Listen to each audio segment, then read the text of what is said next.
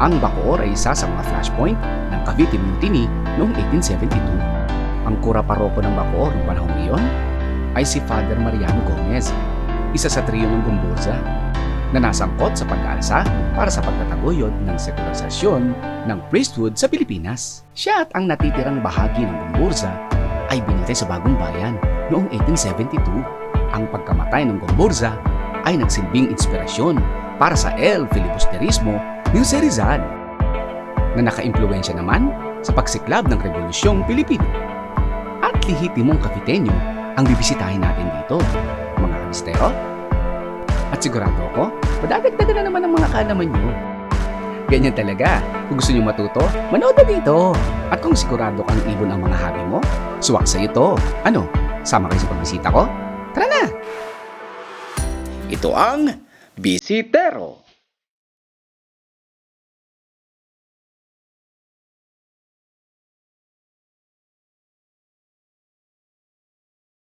Good day mga kabisitero. Ako nga pala si Marvin Valditas Love from Bacoor, Cavite. Player ako ng APR, Capcom, saka ng DCRPC. Nag-start akong mag-ibon, bata pa ako. Early days namin ng pinsan ko, ni Juni Aguila. Ang first influence ko sa pagkakalapate, yung uncle ko. Kasi bata pa lang ako, marami siyang ibon. Nag-start naman akong mag-race year 2008. Pinahiram ako ng pinsan ko ng mga foundation birds. Doon ako nag-start. Tumaro ako ng CRPS. Luckily, nanalo naman ako ng third sa lap. Tapos nag-7th overall. Yun yung pinakaunang achievement ko sa pagkakalapate. Sumunod nun, sa PFP naman ako lumaro. Kay Sir Ronnie Conmigo. And so on, sa mga club na nilalaroan ko ngayon. Good morning, Bro Marvin. Good morning, Tol. Ayan, salamat sa pag-unlock mo at kami nakarating dito sa Ilok. Always welcome ka dito, Tol. Ayan, oo nga pala, nagpunta kami rito para malaman ng ating mga kabisitero ang tulad mong isang matinding pansir. Hindi naman matindi. Kamusta yung paglalaro mo mula noon hanggang ngayon? Yung mga unang laro ko, siyempre, kailangan kong mag-acquire ng mga ibon na gagamitin ko, mga breeders. Luckily, hindi naman ako nahirapan. Kasi may pinsan ako na naglalaro na mas una sa akin. Na member na rin. Member na rin siya ng club noon, CRPA. Nananalo naman siya doon.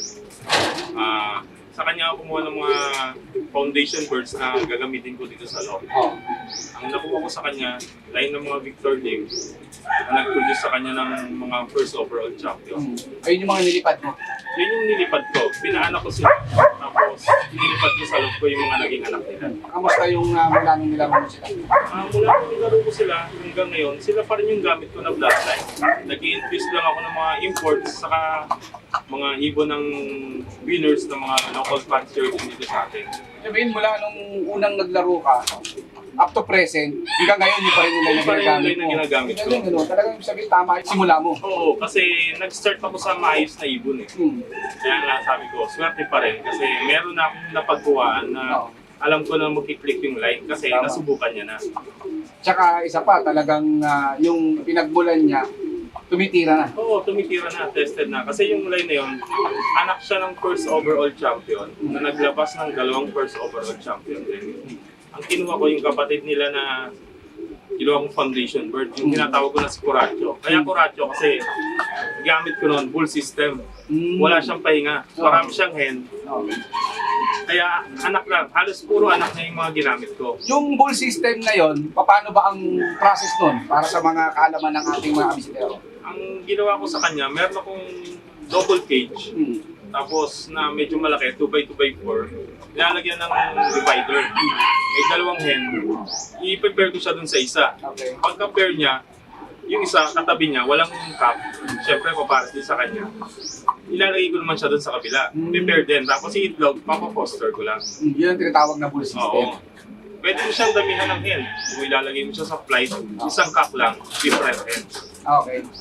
Actually, yung mga ganyang process, no, malaking tulong yan sa ating mga kabisitero. Kasi usually, ang normal na ginagawa natin, parang isang pares lang, isang cup, isang hen. Kasi yun sa akin, gusto ko siyang mag-produce ng marami. Yung cup na galing sa pinsan ko. Oo. Yung ginawang foundation. Kaya para mapabilis, inaano ko siya, pinaparisan ko siya ng maraming hen. Inaabangan ko lang ng seeder. Kada Pinagkasabay mo lang, dapat sabay ng- Dapat sabay. Pag sabay ng... Actually, ang sinasabay ko kada pair, 2 seeder para hindi sumasablay. Oo. Kada 2 days ang interval ng mga seeder ko, ng pairing nila. Para kahit paano, pag itlog, tatama. Paano mo naman pinapalakas yung mga breeder mo para pagdating ng mga anak, sigurado ang healthy. Siyempre, unang-una, kailangan papaliguan natin, pupurgahin. Tapos, anuhan natin sila ng anti-cancer. Antibiotic. Sa antibiotic, broad spectrum na ang binibigay ko para medyo mahina at dala na lahat ng sakit. Pagkatapos nun, probiotic, then vitamins. After nun, pairing na. Habang pinipair, bibigyan ko sa kanila ng B-complex saka vitamin E. Para kahit pa paano, yung breeder, kahit asawa ng asawa, malakas siya. Gaano ba katagal pagsasalpok mo ng breeder o bago sila isalpok? Gaano katagal? Meron bang months yan o ilang weeks? Kasi sa akin, ang gamit ko nga full system, unlike kung kinokondisyon, yung cup, yung gagamitin kong cup. Tapos yung mga hen ko, lagi silang naka-pre-con.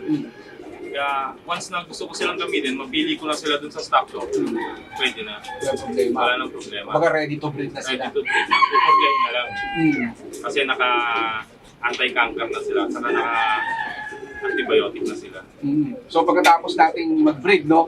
Pagdating ng ano naman, para maging flyer na at pwede Flyer. nating mga panlarong ibon. Sa mga inakay, ang binibigay ko lang yung murang vitamins, yung multivitamins na Sa bagay, kahit di naman kailangan na napakamahal na gamot, ano? hanggat makakamura pwede. Yun din naman ang Kumbaga sa kaya ng fancier, kung ano kung abot lang kaya. abot kaya. Tapos wag lang mawawala ng grits, saka pink mineral, Importante. picotin. Importante yun. Ano naman ang hindi mo makakalimutan sa pag-iibon mo? Marami. Siyempre, kada panalo, hindi natin makakalimutan yun kasi ginawa ng ibon natin yun. Ang ano sa akin siyempre, yung una kong trophy, yung nag-third ng matnog yung ibon ko. Ano yung ginawa nun? Hindi ko inaasahan yun kasi bago magmatnog, sorsogon, umuwi siya, ay salpok, nadali siya ng lawin. Wasaking tagdiran niya, ginawa ko, tinahi ko. Pag-uwi niya. Pag-uwi niya, tapos nilog ko siya. Hindi ko inaasahan na magta-third pa siya ng matnog. Kaya memorable yun para sa akin. Oo, tsaka siyempre, ang tibay nung Matibay yung ibon. Kaya nga, simula doon, naisip ko na iba yung ibon na maganda yung lahi. Uuwi at uuwi talaga, lalo na subok. Kaya yung line nila ang dinevelop ko na makunat sa uwian. Hanggat hindi talaga kaya umuwi, uuwi sila. Dito ba sa loft mo, ano yung sa tingin mo na talagang kahit in future, mare-retain yung mga bloodline ng ibon mo? Bloodline na galing sa pinsan ko kay Juni Aguila. Kasi Mga Victor Lim. Mga Victor Lim. Saka yung mga Jansen. Ini-infusan ko lang sila eh. Kasi Yung Jansen mo saan galing? yung Jansen ko, pinakauna galing kay Rafi Tumpugon. Maganda kong fancier na siya. Tapos nakakuha ko ng Jansen kay Boss Egay. Sa import kay Marcelino, saka sa Ordonez Brothers. So yun yung mga hawak mo ngayon. Yan ang mga hawak mo. Bilang fancier, mula nung nag-start ka hanggang ngayon, ano naman ang pwede mong ma-advise para sa ating mga manonood na kabisitero, lalo na yung mga newbies? Sa akin lang, number one, kailangan yung bloodline na gagamitin mo. Yung mananalo. Kumuha ka sa mga fancier na nananalo. Yung nasubukan nila yung bloodline na gamit nila. Tapos sa sistema, paiba-iba, mag-stick ka dun sa system mo. Kung ano yung nag-work sa'yo, dun ka lang. Kasi eventually, magagamay mo yun, maaaral mo, madedevelop mo, hanggang sa magkaroon ka ng sariling system mo na nananalo. Tapos, syempre, kailangan luck kasama yun. Yun talaga, importante yun. Kahit anong galing ng ibon mo, galing ng Kung sistema walang mo. kasamang ganun. Pag walang ganun, hindi para Wala sa'yo. rin, no? Kahit na sabihin mo nga, minsan ang nangyayari, nasa top ka na eh. Kunwari, nasa first contender ka na. Oo. Eh pagdating ng dulo, hindi mo ibon mo, Na-disgrasya ibon mo. na-disgrasya o paano. Lalawin kung ano kasi pag release nila sa trap, na biyahe sila. Hindi natin alam kung Oo, anong tama. nangyayari doon eh. Maraming lambat, mga predators. Siyempre, kung laki ka, makakalusot ang ibon mo. Oo nga. Ito bro, kasi may mga fancier tayo, lalo na yung mga gustong magsimula or kailangan ng ibon na panimula. If ever ba, paano ka ba nila makukontak? Pwede na akong kontakin sa aking FB page. Minsan nagpo-post ako doon ng Foreign Hobby. Pwede sila doon mag-message sa akin kung ano yung naka-post doon. Mag-PM lang sila. At least direct na mismo. Oo. Kahit naman hindi sa akin, marami namang magagaling din na fancier na pwede lang pagkuhan. Yung sa tingin nilang nananalo, saka nagpo-produce, pwede kahit kanino. Ayan mga bisitero narinig na natin yung mga talagang points na pwede natin gawin sa mga ibon natin. Si Bro Marvin talagang medyo matagal ko nang nakilala to at matindi talaga maglaro to. Kung nakikita natin yung kanyang mga achievements. Yan. Meron pa yang iba. May iba pa yan nandun sa kabila. So, ganyan siya katindi. Mga bisitero, Marvin, Spirito. Ito nga pala yung isa sa mga newly acquired na ibon. Galing to sa Ordonez Brothers Lock sa California. Ang line nito ay Johnson Rocket. Pinanalo nila yung line nito sa OLR sa High Desert. Nag-first overall champion ang line ng ibon na to. Kalaban nila doon sina Mike Ganus. Bale, siya yung nag-first overall champion. Tapos yung mga kapatid ng ibon na yun, the following year, nag-first din at saka second overall champion. Ang anak niya ngayon, try namin isali sa OLR ng pinsan ko na si Kuya Joey. Susubukan namin sa OLR dito kung makiklik din sa atin. Ito naman ang line ng Jansen na na-develop ko. Ang pasok nito ay pure Jansen ng mga Jansen ko dito sa loob. Bali, napag-infuse at cross ko sila dito sa Jansen na to. Bali, yung anak niya, si Batanes, ang first training niya, first lock ng OB. Hindi ko siya in-entry ng OB. Tapos, yung YB na, cut-off siya ng first lock ng YB. Sumunod noon, second lap hanggang Santa Ana, nag-lock na siya. Hanggang sa sinubukan ko siyang ilaro ng Batanes. Luckily, nakawi siya, nag-finisher naman siya. Yung ibon na to, bali, ang line niya, Victor Deep. Ito yung line ng mga foundation ko. Ito ang hindi ko winawala sa loob ko. Kailangan laging may gantong pasok yung mga ibon na panlaro ko. Itong ibon na to ay third siya ng Calbayo, first ng Naga, tapos ang line niya ay Victor Lim, nagtakloban finisher din siya. Ang mga inilabas niya sa akin, mga winners din, matutulin sila, kahit sa sprint pwede silang ilaro, tapos dumudulo rin sila. Ito pa nga palang isang line na nagpo-produce dito sa loft ko. Ang parents niya, direct acquired kay Consi Egayap.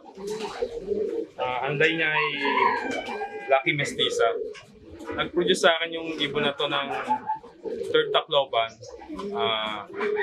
MacArthur finisher, saka San Francisco Leyte finisher sa south. Sa north naman, sinubukan ko ilaro din yung mga anak nito. Nag-clacker sila hanggang Santa Ana. 2 times clacker ng Santa Ana. Nilaro ko sila ng Camiguin, umuwi pa rin sila. Ito yung line ni Consi Egayap. Shoutout nga pala sa mga tropa natin, paring JP sa QC, kay paring Tech sa Lucena, kay paring Jasper sa San Pablo, sa mga tropa natin dito sa Bacoor, kay paring TJ, kay Rudy and Billy, saka kay paring Maybert, saka sa mga tropa sa Stanford, California, kay Bro Ivan and Ryan, kay Idol Thunderlock. Subscribe kayo, Thunderlock TV, at kay Aldrin.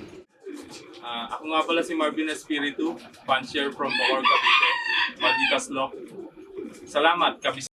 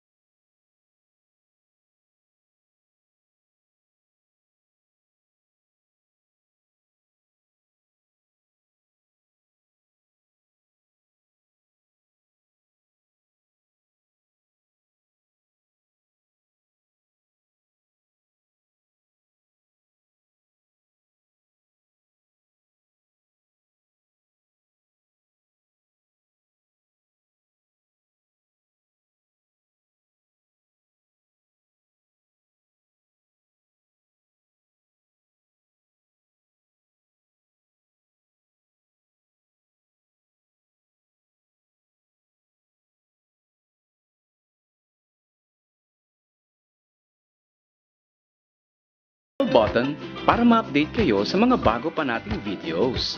Maraming salamat po. Hanggang sa muli!